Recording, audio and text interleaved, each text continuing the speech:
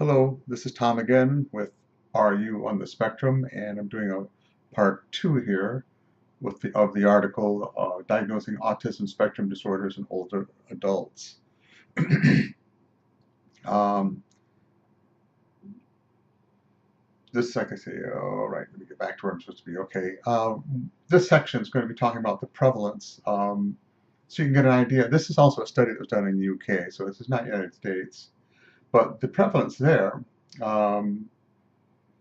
Oh, Okay, it says one UK study revealed that the prevalence of ASDs were relatively stable in older age groups.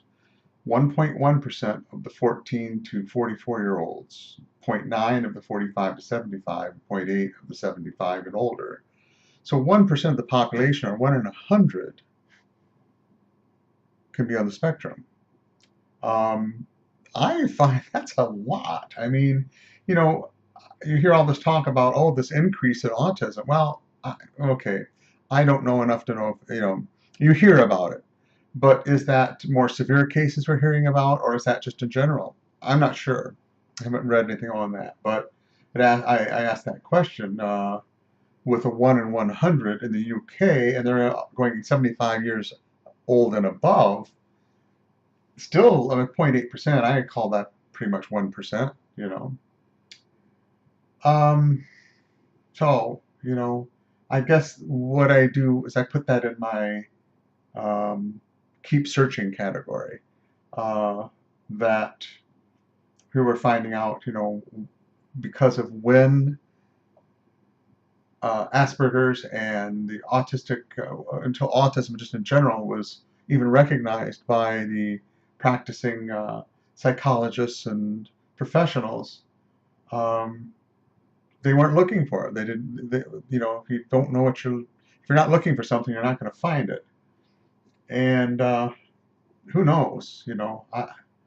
I'll be really curious if I'm able to get my records back when about '69 that where they did all the diagnostic testing on me for all my other um, whatevers.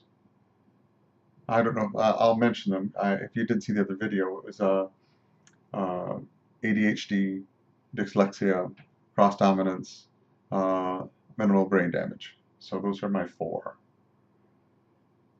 Now they're asking the question, why is making a diagnosis important? And I think this is I take this personally. Why is it important for me to make this diagnosis?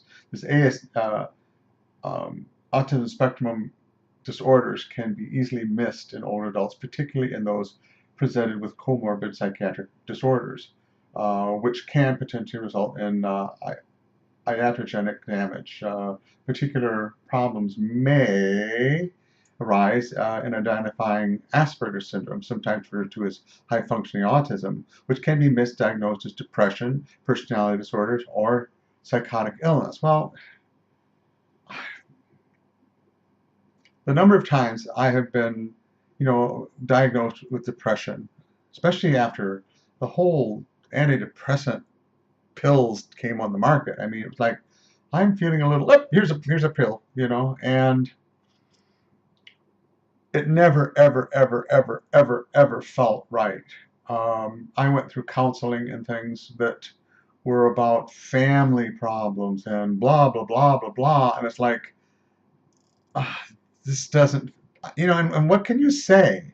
What can without having them look at you like you've got other problems, that, how do you even address those inner feelings like, no, I don't think it's depression. Well, you just told me it was all this, this, this. That's depression. It's like, but it always felt like a symptom of something instead of, and it makes sense. These are the kind of things I was talking about in the first or the second video of why I'm pursuing this, because to find one little answer or one issue or one possibility like this that ties all of those loose strings together is what was just overwhelming. You watch that first video and you'll get an idea what I'm talking about. But Um, moving on here. Missing a diagnosis of ASD not only leads to inadequate care, but can also result in adequate recognition and treatment of comorbid mental and physical health problems. Even where older adults with ASD are receiving support, which I'm not, but even ones who are receiving support, for example, as a result of a co-occurring psychiatric disorder or learning disability, the support can break down if the ASD is not also identified for proper support. So, I mean, if you, I may find this is true. I may find that I'm still struggling with ADHD or some other diagnosis that I had.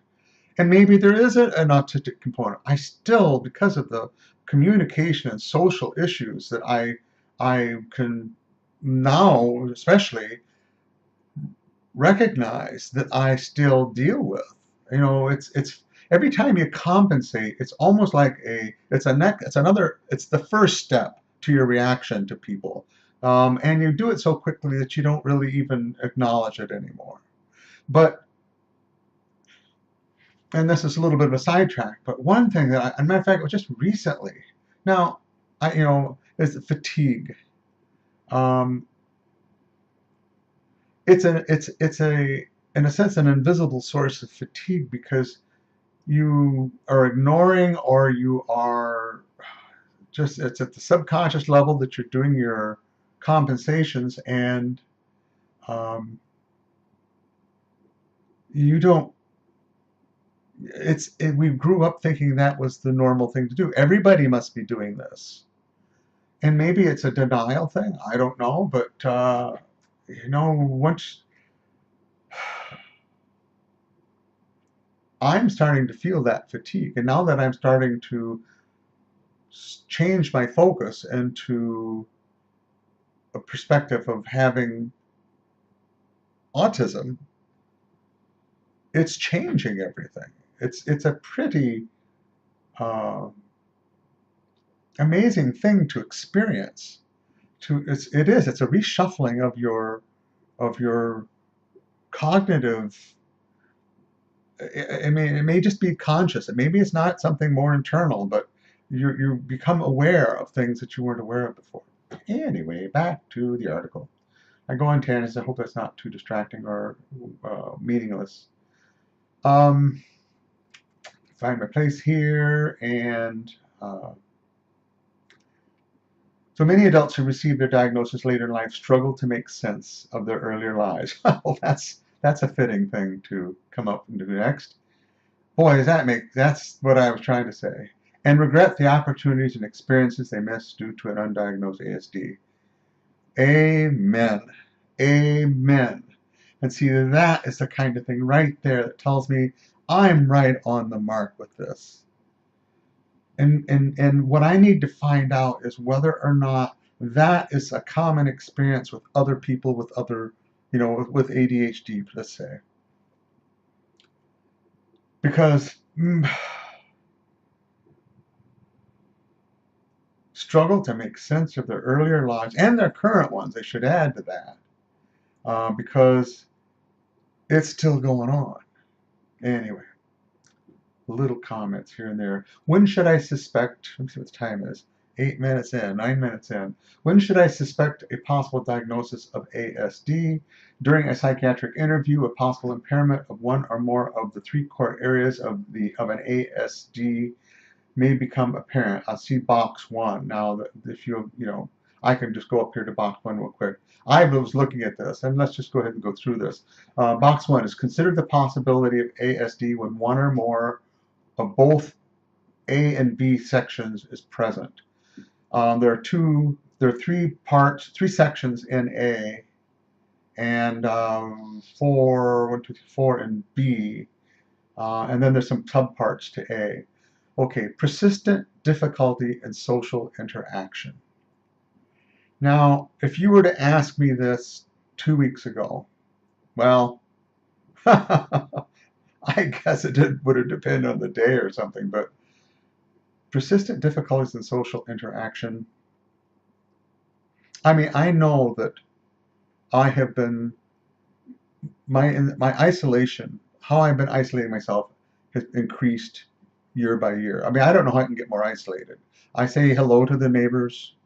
I don't go. I go to the grocery store. You know what I mean? I do the things and I come home. I don't. I have one very good friend, but he's about an hour away, and he's very busy with his life. And it's been probably 2 years since I've been over to his house. I used to work with him, so I used to see him daily about 8 months ago. So it's not that I didn't see him, but before that, we kept in touch by phone. But it's been a non-physical, you know, friendship in a lot of ways. So anyway, persistent difficulty in socialization. A limited interaction, which is aloof, indifferent, or unusual. The interaction is used to fulfill the patient's needs only. I kind of say, yeah, that on me. I don't go out of my way to make chit chat with people. Um, I've never understood why. I know if I could put it in words before, as I still remember what it's like before having this possibility of autism. I mean, it was always a strain. It was an energy. It was sort of like, I don't really want to talk about the weather, and I really don't care that your son is graduating from whatever, or that your so and so has done this, or your cat is sick, or it's just like, I'm tired. That's another real issue too, is being fatigued and tired, and being older. In all honesty, you get tired of fighting. You really do. You're tired of fighting. The interaction is naive or one-sided. Yeah, I still I've had my experiences that have kind of slapped me to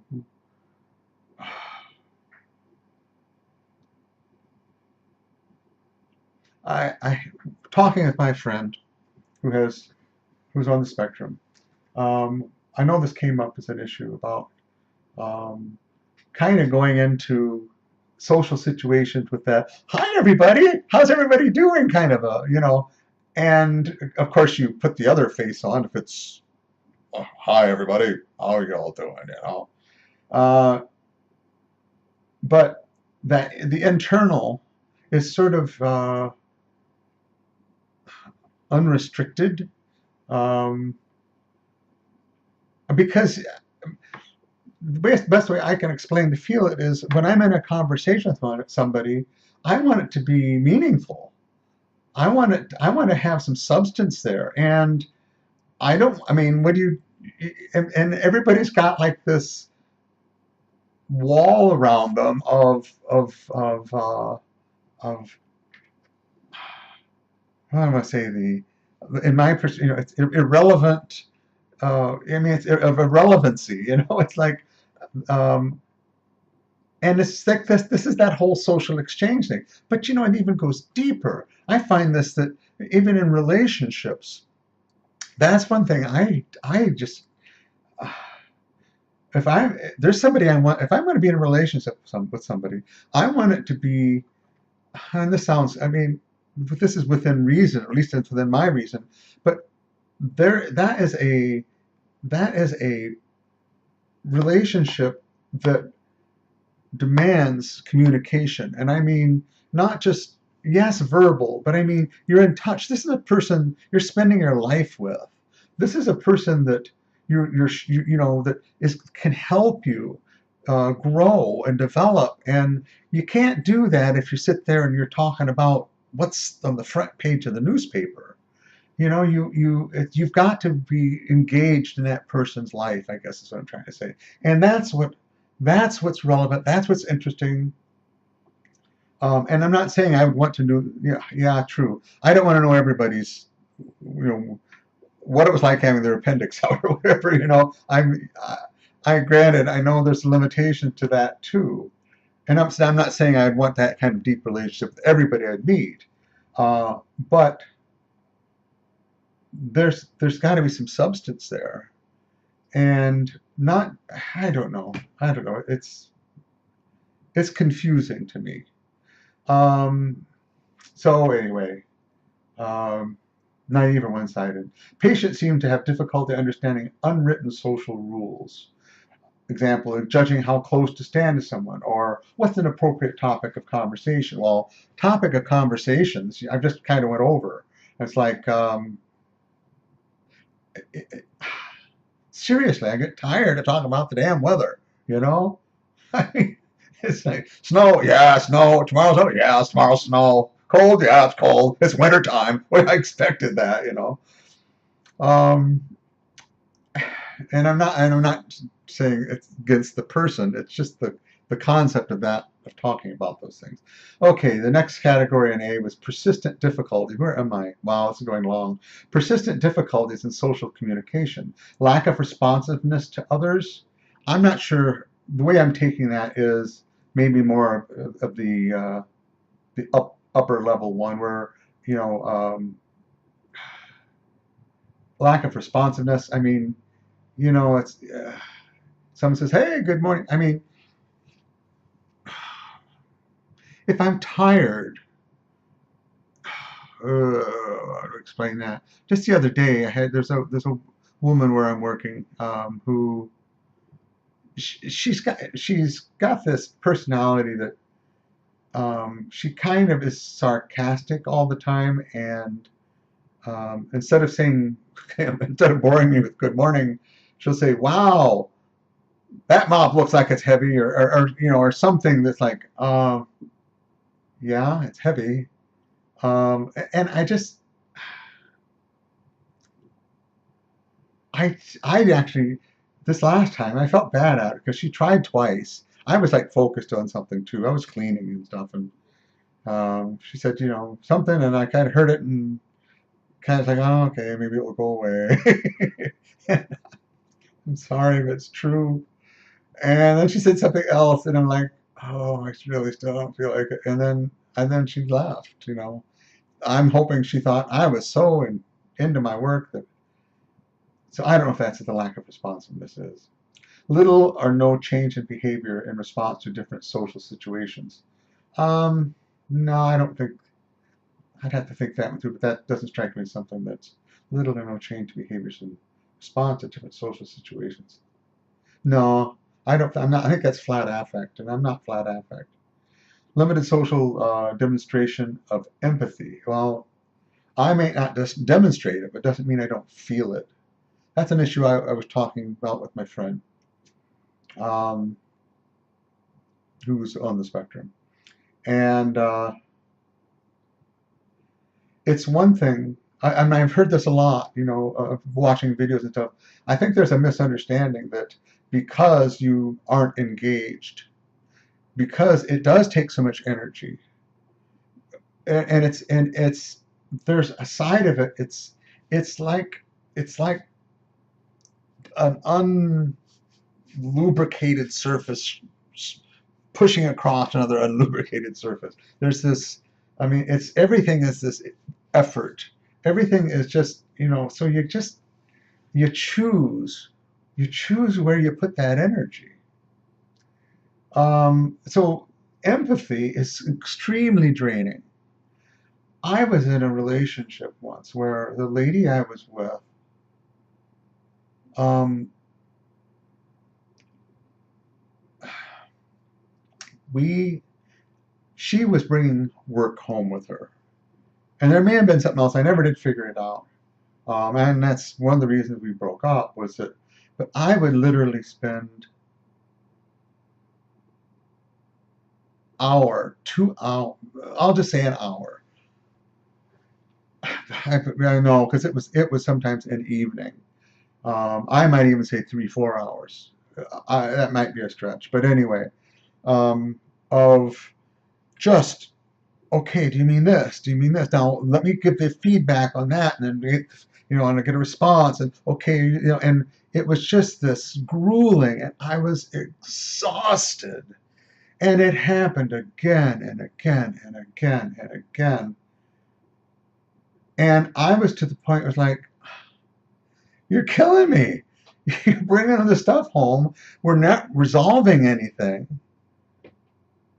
And maybe that was the point of it. I don't know. Anyway, 20 minutes in. I'll try to I won't comment on the rest of these, I'll just read them. But patients seem to have difficulty understanding people's gestures, facial expressions, and tone of voice. Definitely a time in my life. I was like that. I've done a lot of compensation. Patient seems very literal. Yeah, I'm still like that. Sometimes struggle with jokes. Not. Um, no, I don't think so much. Metaphors, possibly. I still have trouble with. I guess I take people kind of literally if what they mean is I want you to do A, but they keep saying something like, well, or let's say it's something financial. Instead of saying, look, we're out of money, it's like, do we really need that, or do we? And it's like, yeah, we really need it. If we don't have the money, tell me.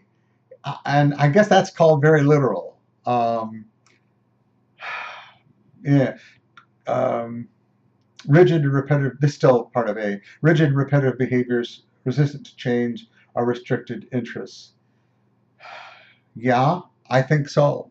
I think it may be mild, it might be subtle, but yeah, I've been more, this is one of the things I'm really in an examination of in my life is how I've structured myself at home and at work, in my communications, in my socialization, how it's not a kick back, enjoy the crowd. I love being around these people. It's like, okay, okay. I mean, it's like parties or just anything social like that. It's like you're on your best behavior. It's like you're at an interview. That's really what it's like. Think of that. You're constantly at an interview. So, B. Let's go on to B, and let me get out of here, and you guys can go back to being awake. Okay. History of problems in obtaining or sustaining employment or education. I have to say yes on the employment to a certain degree, for me.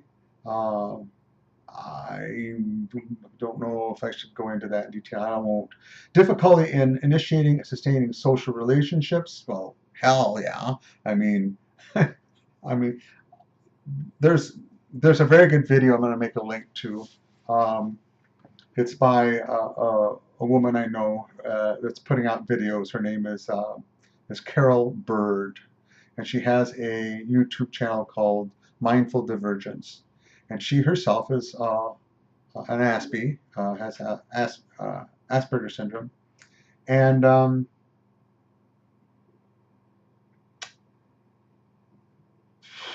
just trying to think here. I'm going to have to remember which video that was. If I don't, then just forget I said that. Difficulty initiating sustaining social relationships, previous or current contacts with mental health or learning disability services. Well, yeah, that was as a kid. History of neurodevelopmental conditions, including learning disabilities. Well, there we go again. Attention deficit hyperactive disorder. Bing. So I look at this, and this is just, remember, this is considered the possibility of ASD, which is where I'm at. And this is the kind of things that makes me, continue my search. So anyway, let me wrap it up here at 24 minutes. This is Tom with Are You on the Spectrum signing off, and I will continue on this article until we get done with it. Thank you.